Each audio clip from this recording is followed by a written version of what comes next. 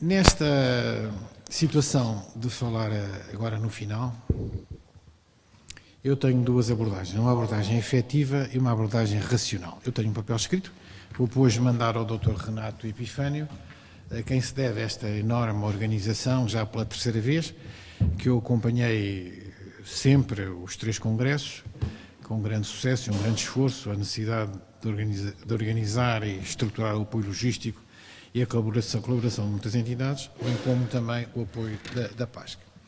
Mas esta referência efetiva não pode deixar de ser dita, porque, embora ela não possa tapar a visão racional, a abordagem racional que eu gostaria de ter a este respeito. A abordagem efetiva é isto, é porque os anos da minha vida ligados ao antigo ultramar português, àquilo que são os países da CPLP, são muitos. Eu nasci em Angola, em 1940, a minha mulher nasceu em Luanda, a minha mulher nasceu em Luanda. A minha filha mais velha nasceu em Timor. A minha segunda filha nasceu no Luso, em Angola, que agora se chama Luena, e a minha terceira filha é de Macau. Não tenho mais filhos, não há mais ultramar, não tenho mais filhos. Assim, depois, a minha geração de militares, a minha geração que nasceu na Segunda Grande Guerra, apanha o início da guerra no ultramar. E apanhando isso, eu passei por quase todo o ultramar. Angola 62-64, Guiné 65-67, Timor 68-70, Angola 70-72, Macau 74-79, e entretanto tive possibilidades de visitar Goa, tive possibilidades de visitar Cabo Verde e São Tomé. Aliás, anos mais tarde trabalhei para o governo de Cabo Verde e, portanto, tenho uma ligação afetiva muito grande e numa relação que significa convívio direto, e mesmo durante os anos da guerra nós gastámos mais tempo a construir do que a combater. Construímos muito nos sítios por onde eu passei, em Angola, na Guiné. Eu lembro de ter chegado a sítios onde as populações nunca tinham visto brancos, nunca tinham visto militares, não sei. Bem, enfim, construímos muito e, portanto, a minha ligação efetiva e o meu sentido de responsabilidade em relação a essas populações, a essas regiões, é muito grande. Depois, a segunda fase, passado este ciclo ultramarino, tenho um ciclo que é mais de comando, mais de ensino superior militar e ensino universitário e de organizações internacionais. Trabalhei na NATO e nas Nações Unidas, comandei uma missão das Nações Unidas, e aí tive a possibilidade de ver os fortes portugueses em Marrocos, que é outra coisa muito impressionante, que é toda a passagem dolorosa, difícil, com muito sangue, ficou em Marrocos. Quer dizer que, e temos ali o nosso poeta de Moçambique, o único sítio onde eu nunca fui foi em Moçambique. Ainda. E ao Sri Lanka, mas Moçambique tem que ir. Lembro-me de um dia estar a contar esta história ao então Ministro da Defesa Nacional, que era uma pessoa civilizada, nem todos são, que era o professor, o doutor Luís Amado, e disse: Sr. General, mas o senhor foi a todo lado. Não, ainda não fui a Moçambique. Então temos que arranjar uma missão para o senhor ir a Moçambique. E, infelizmente, o senhor foi para o Ministério dos Negócios Estrangeiros e eu não fui a Moçambique. Ainda, como dizia há bocadinho.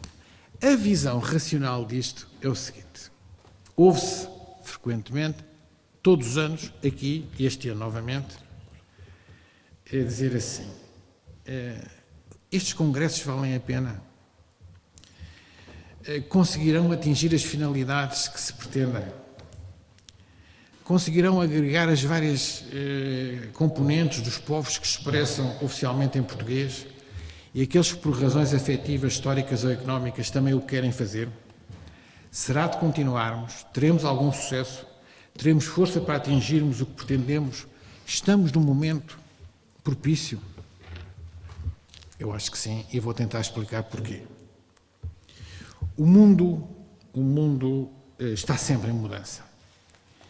E neste momento passa por uma transformação radical, como já não ocorria desde os tempos da Revolução Francesa, mais Primeira Revolução Industrial, e depois com as consequências da Primeira e da Segunda Grandes Guerras Mundiais. E esta transformação é mais impressionante, porque tem uma velocidade que vai sendo potenciada e aumentada em consequência dos resultados que vão sendo acumulados. Mais resultados acumulados, mais novidades, mais rapidez. E uma das minhas percepções ou desconfianças é que há muitas construções políticas, humanas e sociais que vão desaparecer, podem desaparecer, e outras que vão surgir. E nós devemos ser parte da segunda situação. Queremos fazer surgir. Hoje vivemos encaixados entre dois grandes patamares. O patamar local e o regional, com as suas referências tradicionais e históricas, e o patamar global, onde todas as vontades se encontram, se misturam, se confrontam, aproveitando a capacidade sem antecedentes da evolução ocorrida em todas as áreas científicas. E quando digo todas, é todas, não há nenhuma que seja posta de fora. Mas também com o advento definitivo da economia e das finanças globais. Há aqueles que permanecem muito agarrados ao passado, há aqueles que estão a olhar só para o futuro e nós devemos pertencer àqueles que fazem a ligação. Eu creio que vai sobreviver. Quando eu digo que vai sobreviver, é que estou convencido que há muitos grupos sociais que não vão sobreviver. Ao longo da história, desapareceram grupos sociais, desapareceram construções políticas. O final da Primeira Grande Guerra Mundial dá-nos o final de vários impérios. Vários impérios apareceram com a Primeira Guerra Mundial. Portanto, quem saiba ligar o passado, o presente e o futuro, e percebendo que não pode trabalhar sozinho se quer atingir os seus objetivos, esses são os que vão lá. Assim, a capacidade de comunicação numa mesma língua é um fator de poder para todos os que dela possam desfrutar, pois não se trata apenas de um elemento cultural, mas também de um valor acrescido na área da economia, da ciência, do turismo, etc. Sendo a língua portuguesa, segundo a ONU, a sexta língua, o professor Gentil Martins disse que era a quinta. Devíamos ter visto estatísticas diferentes, é como o serviço meteorológico. Às vezes as cadeias de televisão dão resultados diferentes. Eu tenho a indicação que é a sexta língua materna mais falada do mundo, mas para o efeito não tem importância. E a primeira europeia mais falada no hemisfério sul, como o Dr. Oliveira Martins citou, com mais de 200 milhões e a caminho dos 400 milhões de falantes para o final do século XX, é naturalmente uma alavanca de contacto, de ligação e de poder para quem a puder usar. Não será por acaso que a China, a grande China, numa fase de grande expansão mundial, considerou dever dar ao português prioridade estratégica nas suas opções linguísticas de educação? Não é por acaso que se vem tentando que o português passe a ser uma das línguas de trabalho das agências das Nações Unidas. Nunca será de esquecer o impressionante trabalho do Instituto Internacional de Língua Portuguesa do Brasil, ontem aqui apresentado pelo professor Gil Van Mula de Oliveira. E o trabalho feito na Galiza, o trabalho do Brasil, o trabalho da Galiza, bem como o trabalho de Macau, hoje aqui apresentado, são aspectos notáveis, são dispersos. Esse é que é um problema, é que são dispersos. É no Brasil, é na Galiza, é em Macau. E agora até o acesso por expressa vontade deles da Guiné Equatorial. Com todas as discussões a este respeito, parece-me que terá mais vantagens do que inconvenientes. E há aqui algo que tem que ser assumido. Nunca podem ser postas em causa as culturas locais e as suas raízes dos povos ligados à lusofonia, mas o poder falar português cria uma rede de comunicação e entendimento que serve todas as atividades, reforçando também os laços históricos e afetivos entre todos. Eu vou dar aqui um salto para encurtar. É um trabalho longo, é um trabalho lento, é um trabalho cujos resultados se vão ver pouco e pouco. E não dispensando as unidades políticas, ou seja, os Estados, obriga à intervenção das sociedades civis.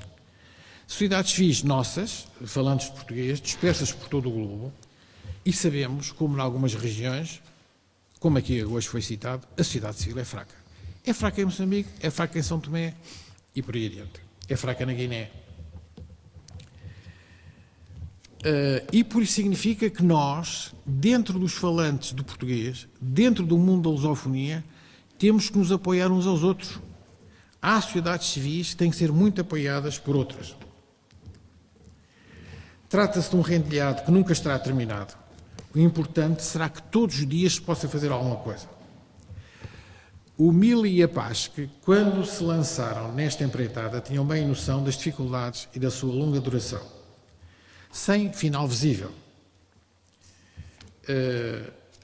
Acresce que algumas regiões integradas nas suas próprias unidades políticas nunca esqueceram a ligação, mesmo remota, ao falar português, como é o caso de Malaca e de Goa. Malaca já foi citado, eu estive em Goa há uns anos atrás e é impressionante essa ligação. E na altura, tendo o governo indiano proibido o ensino português, tinham criado uma revista que não podiam chamar de cultura portuguesa. Então criaram o Círculo de Cultura Latina para poderem ter uma revista em português que eu tenho livros de 18 anos que eles dessa revista que me ofereceram. Portanto, e outras querem adicionar às suas componentes linguísticas o português, que também está na sua origem, reforçando a sua idiosincrasia, como é o caso da Galiza. E todas as nações, e de todos, as nações que podem falar português, temos as suas diásporas, que aqui foram apresentadas, que também possibilitam um efeito multiplicador da influência lusófona e que não devem perder as suas ligações umbilicais.